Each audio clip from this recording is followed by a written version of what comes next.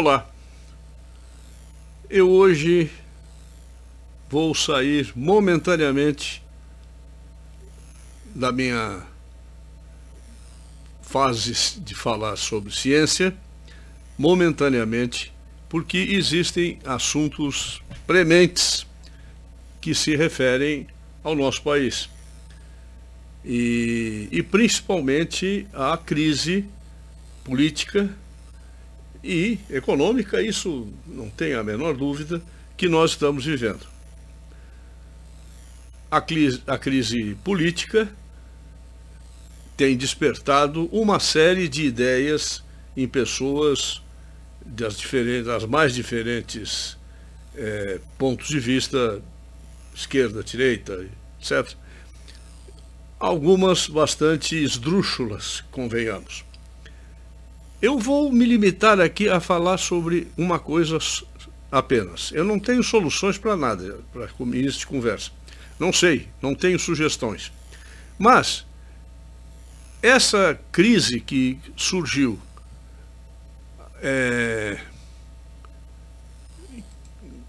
a respeito dessa confusão dos poderes aqui no Brasil, e principalmente ao fato de que um dos três poderes, o Poder Judicial, está assumindo as tarefas do Poder Executivo e do Poder Legislativo, surgiu na mente de muitas pessoas que as Forças Armadas seriam uma espécie de poder moderador.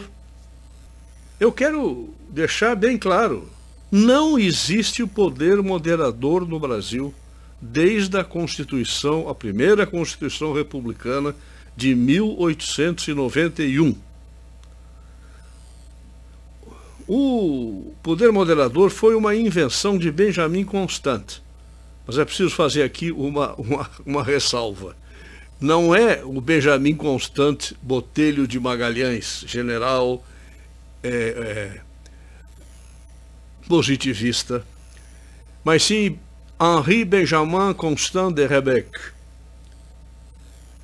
que descreveu o seguinte, só eu vou citar um parágrafo dele. Poder legislativo, executivo e judiciário são três molas que devem cooperar cada uma de sua parte para o movimento geral.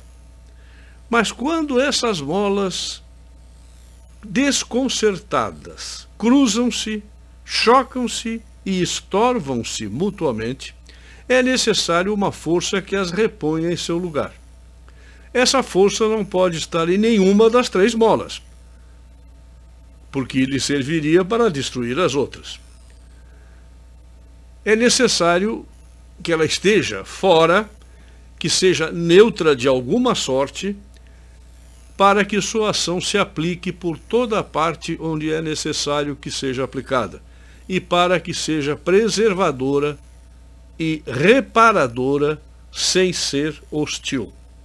Portanto, Henri Benjamin Constant, ele pensou isso logo depois das guerras napoleônicas, com a restauração Bourbon, que introduziu na nova Constituição Francesa que o rei, que não queria perder, entrou o Luís XVI e que seria o futuro Luís XVII foram guilhotinados, então sobrou um outro ramo da família, Luís XVIII, que queria também ter os poderes que os reis Bourbons tinham, poder absoluto e total. Já um século antes, na Inglaterra, o rei já estava submetido ao parlamento. Um século antes exatamente da Revolução Francesa. Foi em 1689, na Glorious Revolution. Então vocês veem que essa situação entre os poderes que foram inventados, vamos dizer, por Aristóteles e remasterizados por Montesquieu, a existência de 3 poderes, eles realmente já se percebia desde então, desde o início, que podiam entrar em conflito. E tem entrado em conflito muito, não só aqui no Brasil, mas em todo o mundo, e principalmente o poder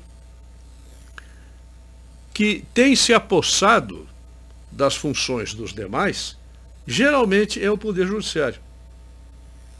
A tal ponto que aqui tem um livrinho que eu já citei algumas vezes, de Robert Bork, Coercion Virtue, The Worldwide Rule of Judges. Esse livro é de 2003, portanto vocês veem, há 17 anos que esse assunto dos juízes tomarem conta já era velho, porque ele está descrevendo coisas que já aconteciam. Robert Bork foi um dos poucos indicados para a Suprema Corte que foi recusado pelo Senado. Foi indicado por Ronald Reagan.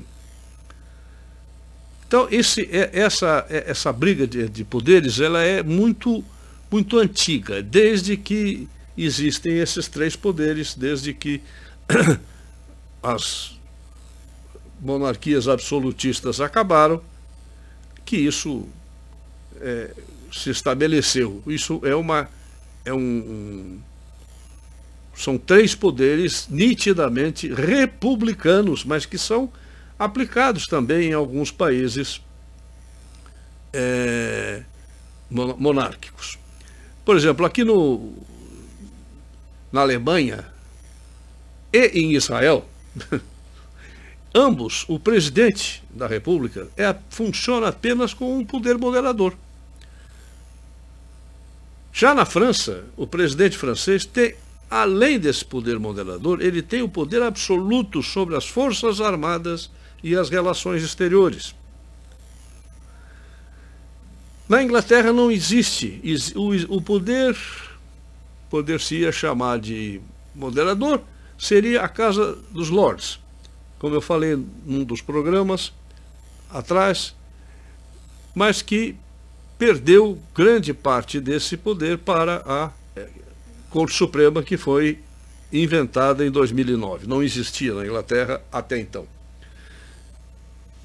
Mas aqui no Brasil, então, vamos pegar o assunto principal do dia, que é a questão de que muitos alegam que, de acordo com o artigo 142 da Constituição Federal de 88, as Forças Armadas detêm esse poder moderador. E daí surgem ideias de intervenção militar no Brasil, de os militares tomarem o poder novamente, etc, etc. Mas vamos ler aqui o artigo 142, está aqui, ó. Esta é a Constituição do Brasil. Uma porcaria, mas é o que temos. Podemos ou sairmos dela através de uma outra, o que seria a melhor opção, ou ficamos com ela. Bom, tem gente que quer uma ditadura e fechar, rasgar a Constituição e pronto, não sei. Mas o que diz o artigo 142? As Forças Armadas constituídas pela Marinha, Exército e Aeronáutica são instituições nacionais permanentes e regulares, organizadas com base na hierarquia e na disciplina, sob a autoridade suprema do Presidente da República, e destinam-se à defesa da pátria, à garantia dos poderes constitucionais e, por iniciativa de qualquer destes, da lei e da ordem. Isso é o que diz o artigo 142. Aliás, o parágrafo 3º é uma gracinha. Eles dizem o seguinte: os membros das Forças Armadas são denominados militares. Não sabia disso. Ninguém sabe, provavelmente. Isso é a Constituição brasileira. Tem cada babaquice que, nossa senhora. Mas, vamos lá. O que interessa é o caput, que é o que eu li. Ora, com essas ideias, muita gente acaba dizendo que os militares são os covardes, não tomam conta, não fazem nada, estão vendo o que está acontecendo, não fazem nada. Eu não tenho procuração dos militares para defendê-los. Não tenho. Mas eu tenho visto, pelo contrário, eu fui até preso durante os governos, o primeiro governo militar de Castelo Branco. Eu passei uma temporada de férias de 2 meses no 23º Batalhão de Caçadores de Fortaleza, Ceará. E o caso chegou até o Superior Tribunal Militar, onde fui absolvido por 4-3.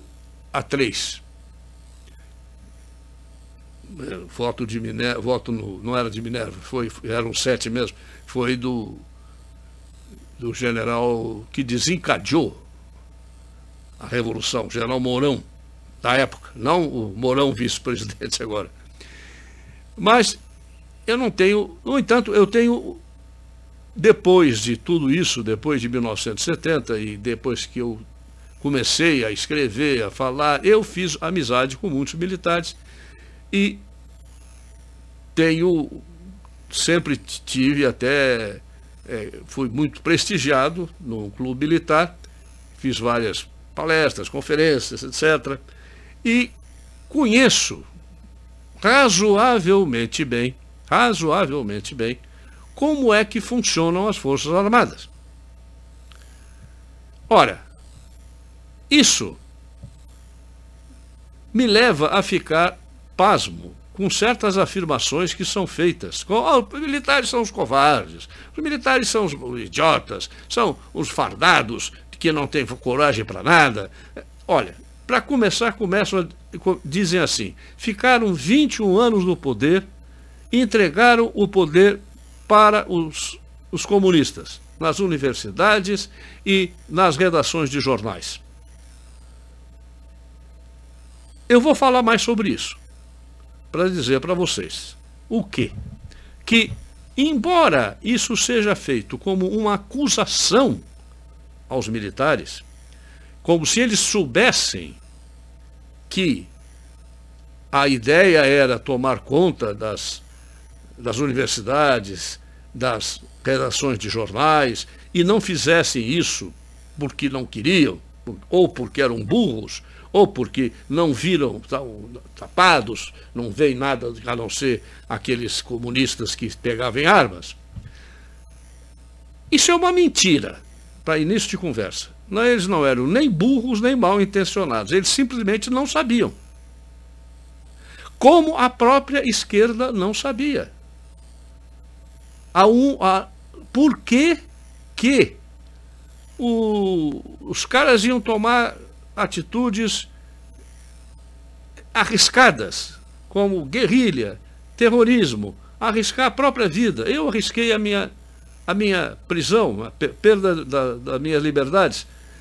Por algum tempo, podia até ter sido condenado, viu, que foi por 4-3, foi 4-3, foi 4-3. E, quer dizer, eu poderia ter sido condenado e perdido. Eu perdi 1 ano de faculdade.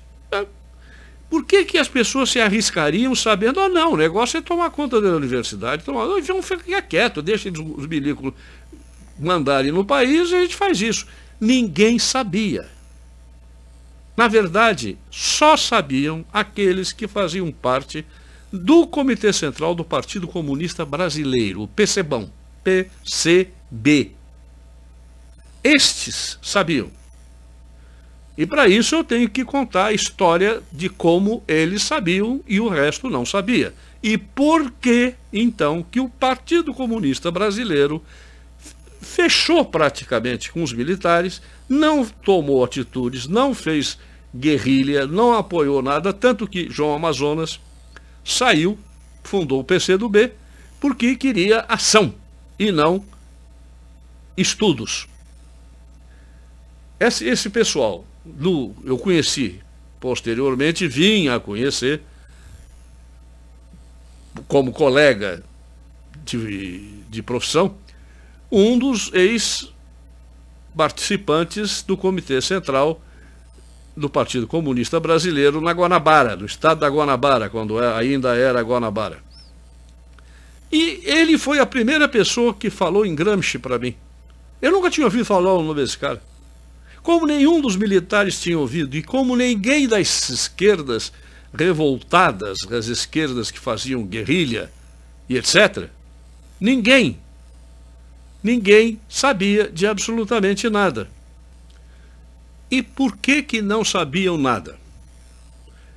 Bem, isso nós temos que voltar atrás, porque é uma história que possivelmente a grande maioria das pessoas não conhece. E ficam metendo o pau dos militares sem saberem exatamente que naquela época, como eu disse, ninguém sabia. Só grupos muito pequenos que receberam ordens diretas de Moscou. O que aconteceu foi o seguinte. Quando Gramsci escreveu os cadernos do cárcere, ele passou para a cunhada dele, cujo nome não me lembro agora, não é tão importante. Ele fez uma espécie de mensagens cifradas.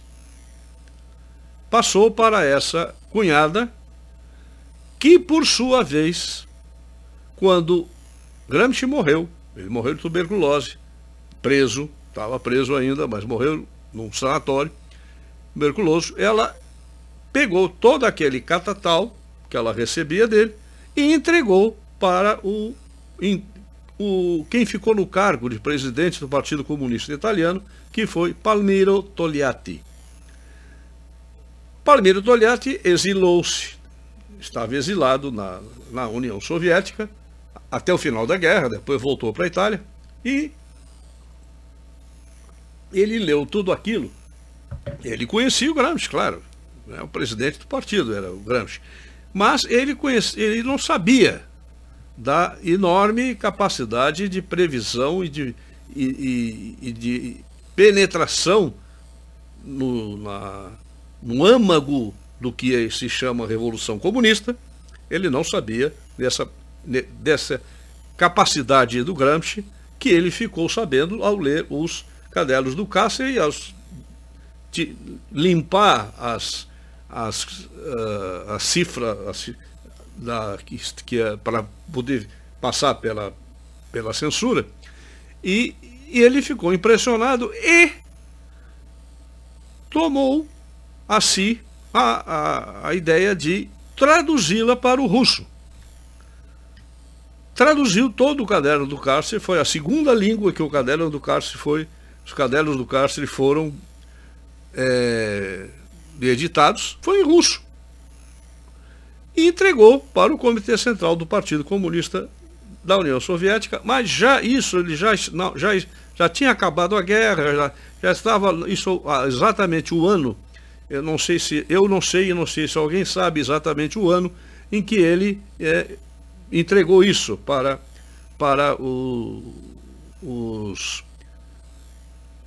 os membros do Comitê Central do Partido Comunista da União Soviética, recomendando que lessem. Ora, isso foi em torno de 50 e poucos, talvez final dos anos 40, e houve aquela época a Rússia estava extremamente ferida. 53 foi a morte de Stalin e não se sabia bem quem é que ia ficar, foi uma confusão, até que Khrushchev ganhou a parada dentro da luta interna do partido, e foi então que Khrushchev levou esses cadernos do cárcere para serem lidos e estudados pelo Comitê Central, principalmente pelo Politburo. Ora, o que aconteceu logo depois disso? As consequências dessa leitura e desse aprofundamento na obra de Antônio Gramsci levou o Partido Comunista da União Soviética a tomar decisões diferentes, portanto, nem se pode acusar os militares de serem covardes e muito menos os PCbão, a turma do partidão, como se chamava, um bando de idiota que não faz revolução, não faz nada. Não, eles estavam sabendo o que tinha que ser feito. Porque ali foi estudado a obra de Gramsci, que eu acho que a maioria já ouviu falar, ao menos, nas recomendações, que a principal foi a longa marcha para dentro das instituições democráticas e destruí-las por dentro, ao invés de combater frente a frente. Ele dizia, não, ninguém vai conseguir ganhar uma guerra dos Estados Unidos e da Inglaterra, não tem como. Quer dizer, o comunismo não vai se estabelecer no mundo inteiro através de guerras, mas sim através da tomada dos poderes, das instituições desses países. Quanto à Igreja Católica, tem a famosa frase que a Igreja Católica é invencível se abordada de frente. É preciso penetrar. Dizer, se você bate com a cabeça numa parede, você vai quebrar a cabeça e a parede não vai acontecer nada. Você tem que dar um jeito de entrar lá dentro da parede, atrás da parede, para poder, então, tomar conta.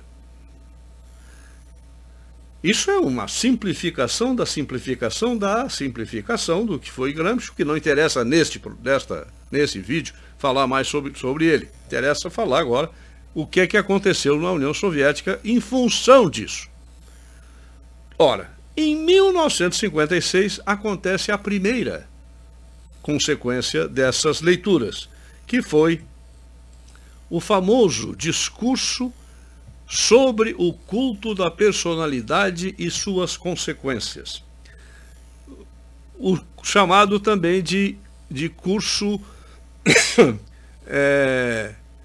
discurso secreto de Khrushchev. Um primeiro relatório do líder soviético Nikita Sergeyevich Khrushchev, feita ao 20º Congresso do Partido Comunista da União Soviética. Foi em 25 de fevereiro de 1956. Ele se limitou a acusar a Stalin aos abusos de poder contra o Partido Comunista, contra os camaradas, contra tudo aquilo que foi feito contra os comunistas. Mas ele não falou em absoluto nenhum dos crimes do Stalin, dos maiores crimes cometidos durante a ditadura de Stalin, contra, por exemplo, ele não falou do Holodomor, da morte de 6 a 7 milhões de ucranianos de fome, provocada propositadamente por Stalin. Ele não falou do que o Stalin fez de mortes e torturas e de sumiço de pessoas nos países balcânicos. Ele não falou nada antes de 1934, das lutas políticas com Trotsky, não falou, Nikolai Bukharin e Grigori Zinoviev. Ele não falou nada disso.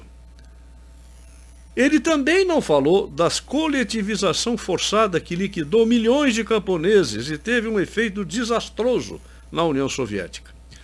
Observadores fora da União Soviética sugeriram que o objetivo principal de Khrushchev era consolidar a sua própria posição. Era. Em parte, sim. Mas, em parte, havia uma outra coisa por trás, que já começou a ser bolado em 1985, 1958. É que essa dezena, ela se inverte. 58 começaram, 85 começou a existir a perestroika. A perestroika não é de Gorbachev. Nunca foi. É só ler os principais informantes que saíram da União Soviética, mas acho que o principal deles é Anatoly Golitsyn, que nos dá uma visão perfeita de como a perestroika, não com esse nome exatamente, mas a mudança de todo o aparato soviético, de toda a maneira de conduzir a Revolução Comunista, que não parou, é óbvio, nem parará jamais, nunca, não esperem que vai acabar, porque não vai. Isso, a virada foi toda conseguida através de um planejamento a longo prazo. Um planejamento que acabou, por isso, a confusão 58-85. Porque em 58 foi começado o estudo para esse planejamento de longo prazo. E, posteriormente, em 85, houve a chance, então, de fazer isso, em função, inclusive, das oposições muito fortes ao Partido Comunista, externamente e internamente também, a situação econômica caótica em que se encontrava a União Soviética. Ora, notem bem, de 58 a 85, a Contra-Revolução começou em 64 e acabou em 81. Em todo esse tempo, esse planejamento permaneceu secreto. O planejamento. Mas a longa marcha para dentro das instituições democráticas já estava existindo através dos partidos que correspondiam ao antigo, que já tinha sido terminado por Stalin, o antigo Comintern, a Internacional Comunista, mas que continuava existindo. Continuava existindo, não existia como uma entidade como foi fundada por Lenin, mas, inclusive, agora, ao falar em Lenin, eu lembrei que todo o discurso do Khrushchev, discurso sobre esse discurso secreto de 1956, todo ele se refere a um retorno a Lenin. E, quando nós estávamos aqui com o regime dos militares, a ideia toda ainda era, tanto na esquerda não do Partido Comunista, que recebia as ordens de Moscou e sabia do que é que tinha que fazer, e foram eles que se infiltraram, não foi AP, não foi MR8, não foi nenhum desses. Foi o Partido Comunista Brasileiro que se infiltrou, que fez a longa marcha para dentro das instituições.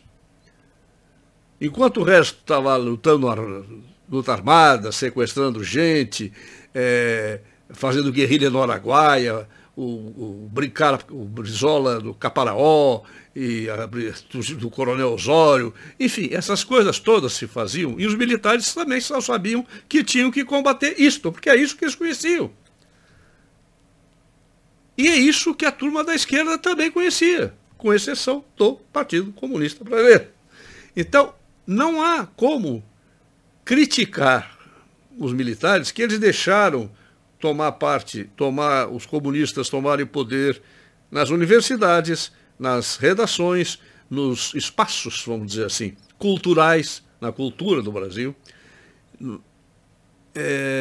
nas instituições, de maneira geral, do Estado, e nas instituições, não apenas públicas do Estado, mas as instituições privadas também, porque todas as universidades foram tomadas por comunistas.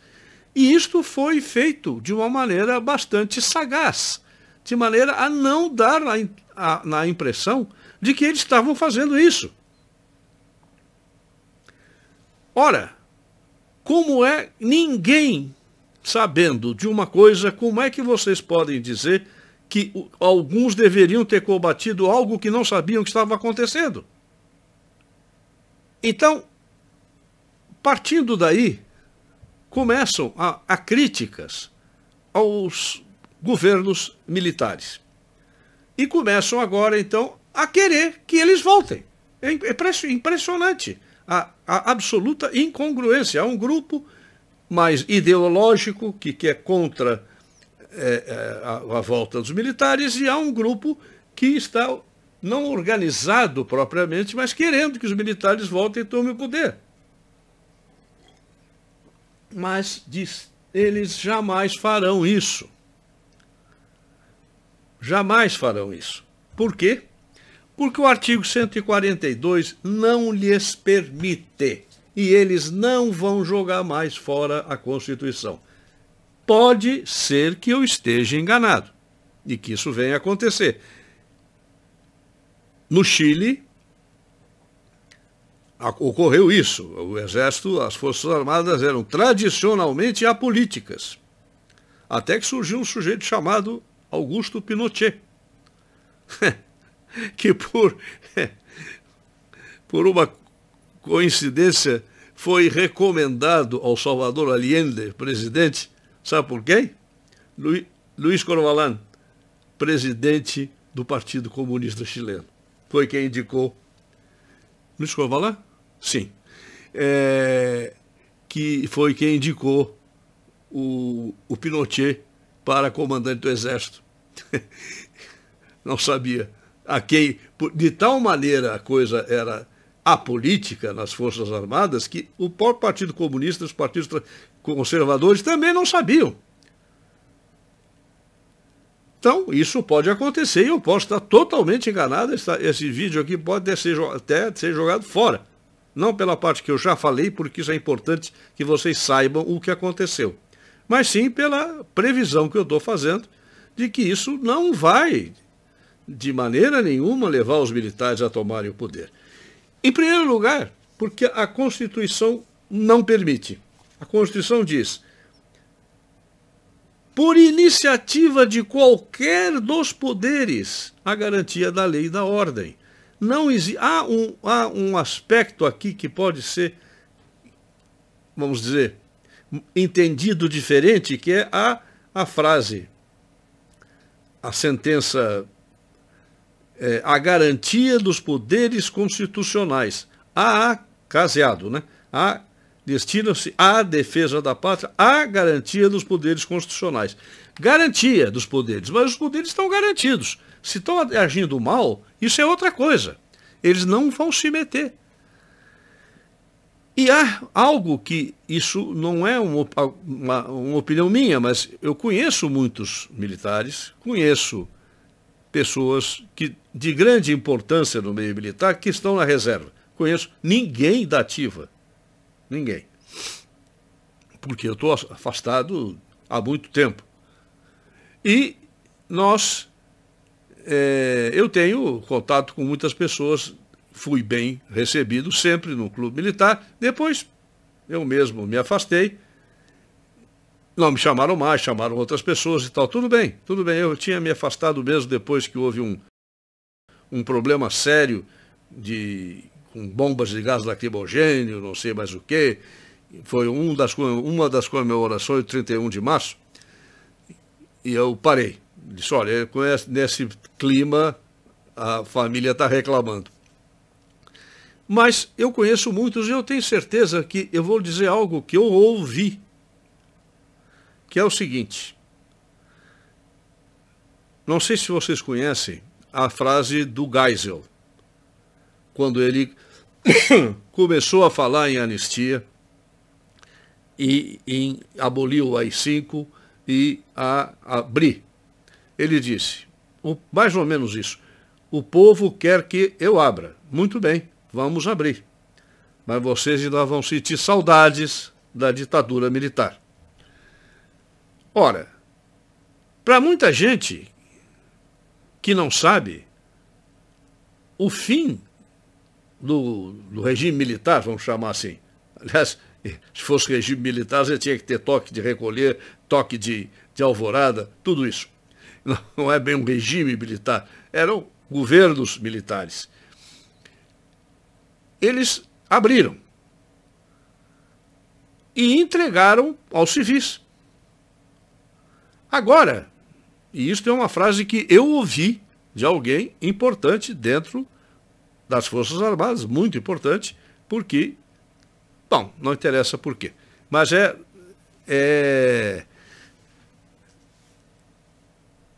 da reserva, mas teve grande importância. Disse o seguinte: quiseram a redemocratização? Muito bem, conseguiram. Então, quem pariu Mateus, que o embale. Quer dizer, enquanto existirem problemas puramente políticos, eu não creio que as Forças Armadas vão se mobilizar. A não ser que haja realmente um pedido de um dos três poderes. E nesse momento, o único poder que está sendo prejudicado é o Poder Executivo. Bolsonaro não consegue presidir o Brasil. Embora esteja fazendo muitas coisas, muitas obras muito boas. Eu bem sei também que existe um grupo, uma divisão dentro do governo Bolsonaro, entre um grupo chamado ideológico e o grupo dos militares. Eu acho um perigo esse negócio de grupo ideológico, porque um poder ideológico, um governo ideológico, ele tende a totalitarismo. Sempre. Sempre. Por quê? Porque a ideologia funciona como as religiões. Não é incomparável, mas funcionam igual. Heréticos, rua. E o que se pode fazer um governo ideológico? Acho que o importante são as obras que estão sendo feitas, sim, no governo federal, e a maneira com que o país está se conduzindo. Embora eu tenha sérias restrições à condução da política econômica. Mas isso é um assunto meu, que eu não sou economista, não entendo, é algo que é uma opinião que eu dou. Eu não tenho nenhum embasamento científico para... científico, economia, ciência, ou não sei, mas nenhum embasamento econômico para poder dar uma opinião abalizada. Mas eu tenho algumas restrições ao que está acontecendo. Agora, um governo não ideológico, ele obviamente que tem muitas facções dentro dele. Não tem a menor dúvida que aconteça isso. E também a própria oposição ao que está acontecendo, as pessoas que apoiam o governo Bolsonaro, eu sou um deles, mas está havendo também uma ideia que eu acho muito perigosa, que é que temos que estudar, temos que fazer, que a ideologia é importante. Eu acho que não, eu acho que o que nós devemos ter é um grupo muito diversificado de pessoas. Não vai se fazer um governo puramente conservador. Não tem como. Porque existem liberais que apoiam o governo, que não querem a volta daquele terror que foram os anos do PT e do PSDB. Então, um governo deve ter dentro dele, esse grupo que apoia, deve assimilar a todos aqueles denominadores comuns, vamos dizer assim, que unem todas as pessoas, mas tem outras coisas que as pessoas divergem entre si. Isto é democracia. Isto é democracia. E não um governo baseado única e exclusivamente numa ideologia. Eu espero ter dado uma noção daquilo que creio que muito pouca gente sabe, porque não, é preciso estudar isso, e durante muitos anos para tomar conhecimento. e a parte opinativa, vamos dizer, do vídeo, que seja tomada como uma tentativa de união dessas várias tendências que estão apoiando o governo. O executivo, o governo Bolsonaro. E não querem voltar àquele horror dos tempos do PT. É, por hoje, o que eu tinha para falar para vocês. Eu agradeço a audiência e a paciência e até o próximo vídeo.